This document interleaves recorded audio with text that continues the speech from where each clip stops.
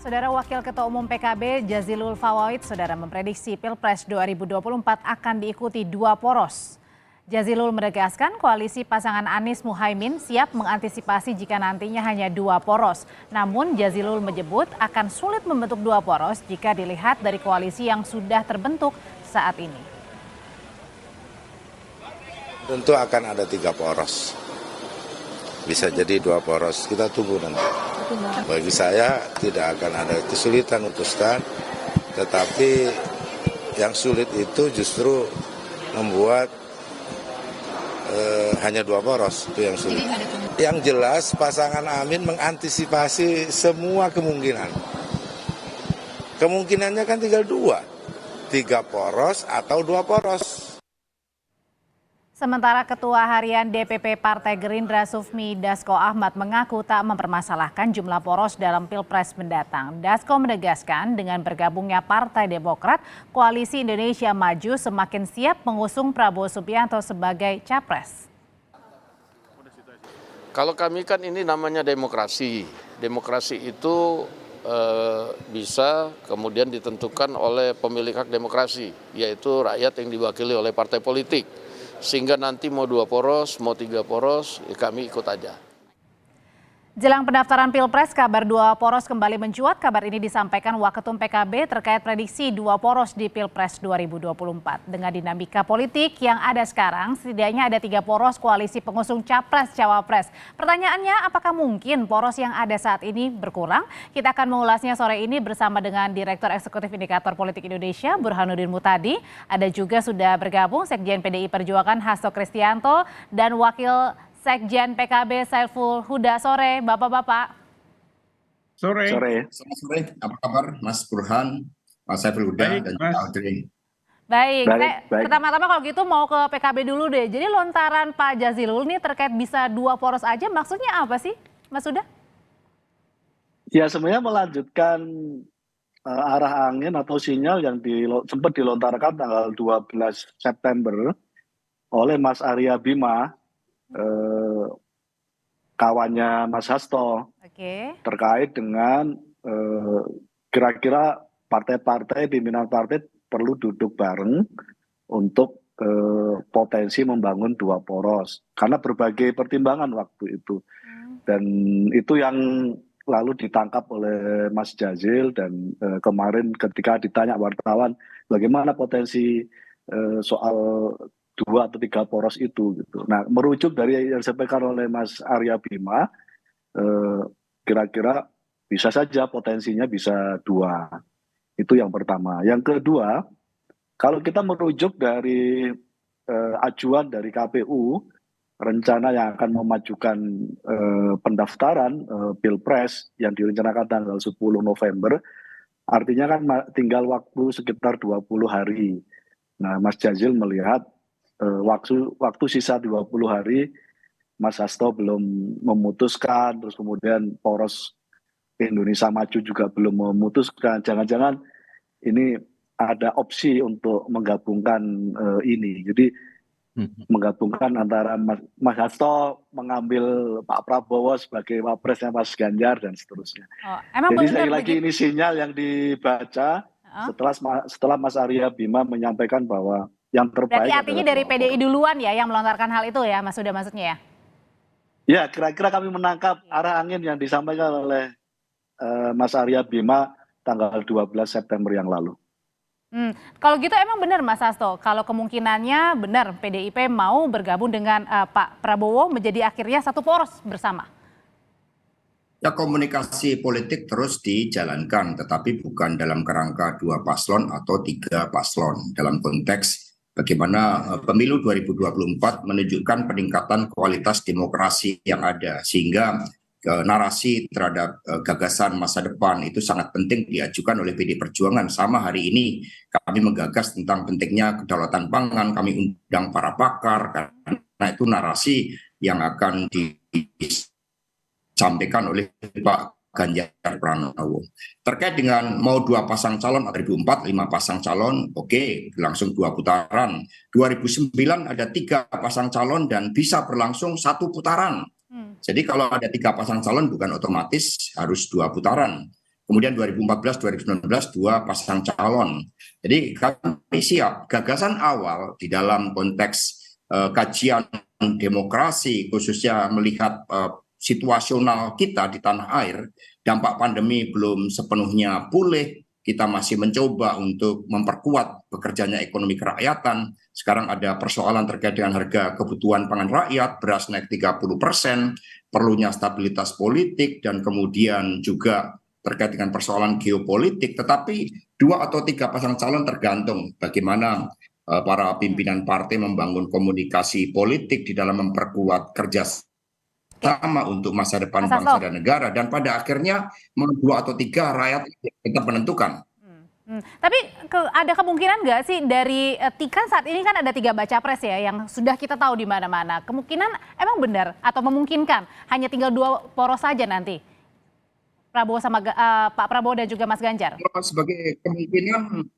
Kalau sebagai kemungkinan politik, the art of possibilities. Jadi dimungkinkan selama partai-partai politik membangun kesadaran. Karena dari Pak Aryo Bimo misalnya, dia juga menjadi saksi betapa tidak mudah negosiasi untuk melakukan kerjasama dengan partai politik pada putaran kedua. Kalau pada putaran harus dengan negosiasi yang begitu keras, mengapa tidak dilakukan komunikasi politik di dalam membangun rakyat akan ya. Oke, baik. Mas Hasto, mohon maaf sambil diperbaiki jaringan komunikasinya. Kita akan ke Mas Burhan dulu. Yang kemudian ini memperkuat di dalam membangun perjuangan. Oke, mohon maaf Mas Hasto boleh diperbaiki saluran komunikasi atau jaringan komunikasinya. Saya mau ke Mas Burhan dulu. Mas Burhan, apa betul hitung-hitungannya mungkin nih nantinya akan menjadi 2 poros dari 3 baca pres yang kita sudah tahu? Mas Burhan. Dalam politik tidak ada yang tidak mungkin. Halo. Ya. Dalam politik tidak ada yang tidak bisa mungkin. Diterima. Silakan Mas Burhan. Oke, jadi izin Mas Hasto ya. Jadi pertama tidak ada yang tidak mungkin dalam politik, kecuali menghidupkan orang mati. Di luar itu sangat mungkin, karena bagaimanapun apa yang sudah terjalin dalam koalisi yang dibentuk oleh beberapa partai, sehingga memunculkan 3 poros per hari ini, itu baru akad keperdataan di tingkat partai. Belum didaftarkan ke lembar negara, yaitu pada saat KPU membuka dan menerima pendaftaran dari koalisi. Nah pertanyaannya bagaimana kemungkinan terjadi poros hanya tinggal 2? Menurut saya kemungkinan itu terjadi kalau Anies Baswedan mengalami penguatan secara elektoral. Tetapi kalau misalnya Mas Anies masih tertinggal dibanding Mas Ganjar atau Pak Prabowo, kemungkinan munculnya penyatuan poros antara Pak Prabowo dengan Mas Ganjar itu kecil terjadi. Karena satu, antara kedua tokoh itu secara statistik imbang, masing-masing punya potensi menang, baik antara Pak Ganjar atau Pak Prabowo. Dan yang kedua, bagaimanapun PD Perjuangan partai pemenang. Dan karenanya ada semacam ekspektasi kalau menang tentu capresnya adalah dari PD Perjuangan. Sementara Pak Prabowo dari sisi senioritas lebih senior ketimbang Mas Ganjar. Jadi kalau tidak ada ya yang mau mengalah sebagai cawapres dan saat yang sama keduanya punya potensi untuk menang, maka kemungkinan terjadinya penyatuan poros antara Pak Prabowo dengan Mas Ganjar sulit. Nah, kecuali ya tiba-tiba Mas Anies menyalip ya dan mengancam peringkat pertama. Seperti yang pernah kita alami akhir 2022. Pada saat itu muncul tuh menyatukan poros Mas Ganjar dengan Pak Prabowo. Karena Mas Anies tiba-tiba menyalip Pak Prabowo dan elektabilitasnya sangat tipis bedanya dengan Mas Ganjar. Tapi sepanjang itu tidak terjadi, kemungkinan tetap 3 poros. Kemungkinan tetap 3 poros ya. Kalau tadi kemungkinannya tidak akan terjadi. Kalau gitu sekarang saya mau ke Mas Huda. Mas Huda, tadi kalau dilemparkan ada tadi ya kemungkinan misalnya Pak Prabowo bergabung dengan Mas Ganjar begitu. Nah, apakah juga ada kemungkinan PKB melihatnya bahwa jangan-jangan ada yang tereliminasi nih, belum mendaftarkan ke capres nantinya di KPU? Ya, bagi PKB sih sejak dari kami mendorong kalau boleh cerita, waktu dulu kita membangun koalisi dengan Gerindra, semangatnya waktu itu PKB supaya Pilpres 2024 minimal 3 pasangan gitu. Nah pada konteks ini saya kira bagian dari komitmen PKB. 20% presiden threshold, saya kira itu sudah termasuk cara bagaimana publik dan partai sudah terkodifikasi dalam 20% presiden threshold. Nah kalau sudah itu terjadi jangan sampai lalu terkurangi lagi untuk kita bisa membangun paling tidak minimal 3 poros dalam Pilpres 2024. Saya merasa kalau kita sudah terhalangi 20% presiden threshold dan kemudian 2024 dipaksakan lagi hanya menjadi 2 poros, artinya ada 2 momentum reduksi yang berisiko bagi kesehatan demokrasi kita. Yang dimana 20% presiden threshold sudah menjadi komitmen kita, dan jangan sampai semakin melebar dengan terjadi bagaimana hanya 2 poros Pilpres 2024. Nah komitmen ini kami terus jaga. Perspektif Mas Hasto melihat pentingnya efisiensi demokrasi dan seterusnya, saya kira bisa kita iakan dalam konteks satu sisi kita berdemokrasi, tapi pada konteks penting dalam setiap momentum Pilpres kita bisa mengajukan banyak figur, banyak kader, itu juga menjadi perspektif lain bagaimana kesehatan demokrasi kita harus kita jaga. Apapun resikonya, baik berpotensi 2 putaran maupun yang lain. Ya, yang kedua, kami bisa memastikan, saya kira data Mas Burhan juga bisa dibuka. Ketika ada 3 poros, kami meyakini pasti ada 2 putaran. Gitu. Melihat sampai hari ini, saya sampaikan berkali-kali dalam berbagai kesempatan, belum ada satupun calon presiden kita dari 3 figur ini yang melampaui angka psikologis aman 51% elektabilitasnya. Gitu. Bahkan yang kita dapat dari SIGI semua lembaga survei bahkan di bawah 40%. Artinya tiga-tiganya punya potensi untuk menang. Dan tiga-tiganya untuk bisa berpotensi untuk menjadi terpilih. Karena publik masih belum menjatuhkan pilihan sampai hari ini mana yang berpotensi untuk menang karena belum ada yang 51% elektabilitasnya. Dan itu artinya Mas Hasto dari PDI Perjuangan juga sudah mempersiapkan kemungkinan jika misalnya nanti ada 2 kali putaran, Mas Hasto.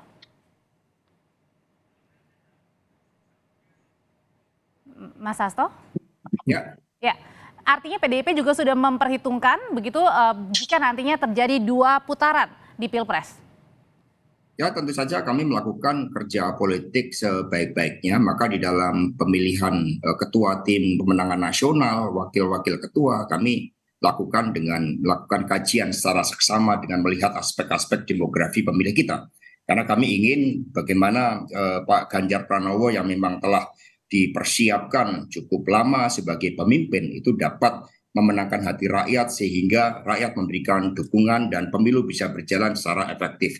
Yang kami ingin tanggapi bahwa kualitas demokrasi tidak ditentukan oleh banyak sedikitnya calon. Dengan kontestasi 5 pasang calon, 3 pasang calon, lalu kualitas demokrasi otomatis menjadi lebih baik. Kualitas demokrasi juga ditentukan bagaimana partai politik menyiapkan pemimpinnya.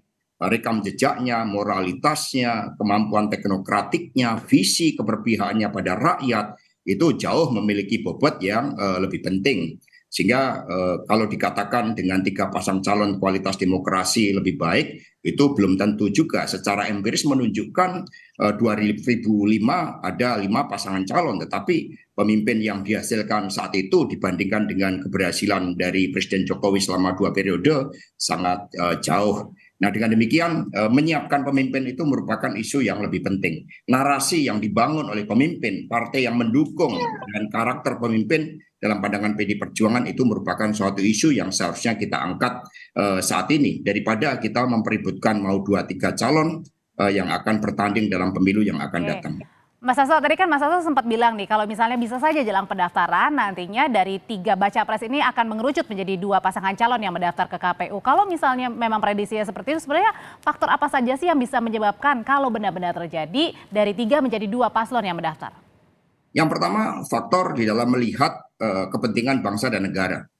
Menjelang pendaftaran mungkin ada suatu kesepahaman di antara para pemimpin bagaimana tanggung jawab kita untuk membangun loncatan kemajuan. Bagaimana dengan kepemimpinan yang sebelumnya di G20 yang sangat diapresiasi, keketuaan di ASEAN, kemudian mendorong semangat persatuan sehingga terjadi konsolidasi antar partai politik. Yang kedua dari aspek peta politik, misalnya tadi Mas Burhan menyampaikan, sudah berupaya sekeras mungkin melakukan konsolidasi, tetapi dari aspek elektoralnya ternyata tidak mengangkat calon tersebut. Maka ini kemudian memunculkan suatu kesadaran yang baru. Yang ketiga, ada faktor X yang kita juga tidak tahu. Politik kan selalu terjadi faktor X yang juga harus kita perhitungkan, tetapi ini sulit dilakukan suatu analisis secara empiris. Yang keempat, ya faktor ya dari internal partai sendiri. Kalau kita melihat adanya kecenderungan 3 pasang calon, kemudian kita dihadapkan pada tantangan internal dalam negeri yang relatif berat, misalnya kekeringan, ini kemudian membawa suatu implikasi lebih jauh terhadap persoalan pangan, muncul suatu kesadaran. Kalau gitu kita menyatukan diri agar secepatnya pemilu ini dapat memberikan suatu kepastian secara politik, secara ekonomi, secara sosial, lalu muncullah suatu spirit untuk duduk bersama. Baik. Kalau gitu Mas Burhan, misalnya nanti apa sih sebenarnya kira-kira yang mungkin saja menjadi penyebab ketika pada saat mau ke KPU ini justru yang mendaftar hanya 2 paslon saja. Apakah mungkin ada yang tereliminasi dan kira-kira mana dari 3 paslon ini yang mungkin saja paling rentan bisa dibaca, Mas Burhan? Lagi-lagi spekulasi semacam itu dimungkinkan sepanjang belum didaftarkan ke KPU. Nah, kalau ditanya seberapa besar kemungkinan itu terjadi, lagi-lagi sangat tergantung oleh konstelasi elektoral jelang pendaftaran dan penutupan capres-cawapres ke KPU. Kalau misalnya elektabilitas Mas Ganjar dan Pak Prabowo masih berada di peringkat pertama dan kedua, saya kira sulit untuk mengasumsikan siapa di antara keduanya yang mengalah sebagai cawapres. Apalagi keduanya sudah punya kendaraan politik. Nah, itu satu. Yang kedua, soal pluralisme politik penting. Jadi salah satu aspek demokrasi adalah adanya kompetisi, adanya kontestasi. Dan itu diwakili oleh capres-cawapres yang bisa mendapatkan kendaraan untuk maju. Meskipun saya setuju ya jumlah capres-cawapres tidak menjadi satu-satunya indikator kesehatan demokrasi, tetapi kalau misalnya ada jumlah pemilih yang signifikan yang tidak terwakili capres-cawapres di kotak suara, di kotak suara ya, itu tentu agak menyulitkan bagi proses akomodasi dan agregasi preferensi publik. Tetapi poin saya sendiri memang menangkap ya, ada semacam kekhawatiran dari Pak Jazilul. Jadi kalau 2 poros dengan asumsi Mas Ganjar dan Pak Prabowo bersatu, itu mau Mas Ganjar capresnya atau Pak Prabowo cawapresnya atau sebaliknya dalam survei kami ya, itu udah di atas 50%. Kisaran 55-58%. Dan Mas Anies tertinggal jauh. Jadi saya melihat memang Mas Jazilul ini bukan sekedar memprediksi, tapi juga menyuarakan sinyal kekhawatiran. Karena kalau misalnya benar gitu Mas Uda, itu berat buat Mas Anies. Mas Anies itu punya potensi kalau bisa menciptakan kejutan masuk ke putaran kedua. Oke, tahan dulu sampai situ Mas Burhan. Kita langsung nanya ke Mas Uda dulu ya. Benar kekhawatiran itu yang memang ditakutkan oleh PKB, Mas Uda? Enggak ada kekhawatiran. Oh, enggak ada, oke. Betul karena prediksi. Dan ini konstelasi demokrasi. Saya setuju disampaikan oleh Mas Hasto. Semua partai harus menyiapkan pemimpin. Dan kami menyiapkan pemimpin nih Mas. Gitu. Karena itu konsekuensi semua partai menyiapkan pemimpin, ya menurut saya semakin banyak calon kandidasi presiden semakin bagus. Semakin banyak calon wakil presiden semakin bagus. Tapi kalau tadi Pak Jazilul bilang kita mengantisipasi, mempersiapkan kemungkinan-kemungkinan. Ya kan sekali lagi sampai hari ini belum ada kandidat yang memenuhi angka psikologis aman 51% lebih. Apa yang disampaikan oleh Mas Burhan kan juga prediksi. Kita belum tahu 4 bulan ke depan suasana politiknya seperti apa. Karena yang pasti sampai hari ini publik belum menjatuhkan pilihan mayoritas kepada kandidat yang ada. Coba kalau kita bisa lihat lagi misalnya ketika hasil survei kita cek secara detail, ketika ditanya apakah Bapak Ibu sudah memastikan akan memilih calon kandidat tertentu, totally dari undecided voters plus swing voters dari 3 kandidat ini, totally masih 47,6%. Publik yang masih ragu, yang kedua belum menentukan pilihan. Artinya publik masih menunggu apa yang akan sedang terjadi kira-kira 4 bulan yang akan datang. Yang kedua, biasanya siklus kekuasaan selalu pasca reformasi ditandai 10 tahun. Jadi kira-kira Mas Hasto, publik butuh semacam kebaruan kepemimpinan yang membawa angin baru dari legasi yang sudah luar biasa diberikan oleh Pak Jokowi. Sekarang saya Tapi publik juga menghendaki ada suasana baru itu. Saya mau balik lagi ke PDI Perjuangan. Nah, Mas Hasto, saat ini kan koalisi yang paling gemuk, yang paling banyak adalah Koalisi Indonesia Maju mendukung Pak Prabowo. Nah, bagaimana dengan PDIP? Apakah sudah cukup dengan koalisi parpol yang ada untuk mendukung Mas Ganjar? Ya, sebelum saya tanggapi tadi yang model publik 2 periode perlu perubahan itu model Amerika. Kalau model Indonesia, begitu rakyat melihat kepemimpinan yang berhasil, yang menyatu dengan rakyat, dan itu ditunjukkan oleh Pak Jokowi dan Pak Ganjar, maka kesinambungan ini menjadi suatu hal yang sangat penting. Rakyat tidak menginginkan adanya suatu antitesa dari Presiden Jokowi yang dikatakan berhasil. Meskipun kejutan-kejutan bisa saja terjadi antara PKB dan PKS bisa bersatu, itu kan secara teori politik juga sangat sulit dicari rasionalisasinya. Tapi bagi PDI Perjuangan, kerjasama yang sudah dibangun itu saling melengkapi.